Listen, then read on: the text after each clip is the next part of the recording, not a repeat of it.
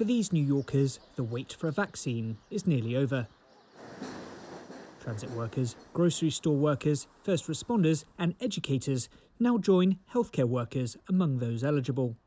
In accordance with federal guidelines, New York State has announced those aged 65 and older also qualify.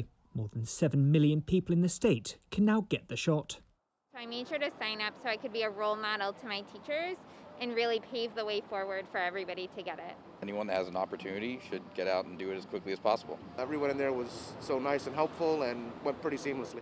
Officials warn it could take 6 months to inoculate those currently eligible. In an effort to ramp up the vaccine rollout, 250 vaccination sites are being set up across the city.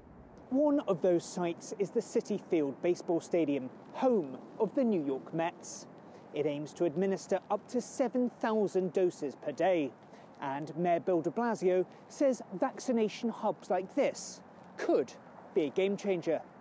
New York State currently receives around 300,000 vaccine doses a week, a sticking point in the city's push to inoculate 1 million people by month's end. We will run out of vaccine at some point next week unless we get a major new resupply, because so many New Yorkers want the vaccine and we have the ability to give it to them. What do we need? We need the federal government, the state government, and the manufacturers to step up and get us more supply immediately. Following heavy criticism, healthcare providers face fines if they don't administer vaccines fast enough. The state is also recruiting up to 1,000 healthcare professionals to help with the vaccination effort.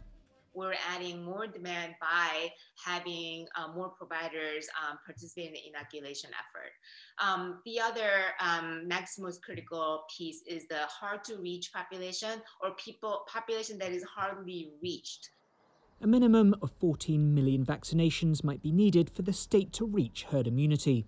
As the rollout continues, officials say that patience is also a priority. William Denslow, CGTN, New York.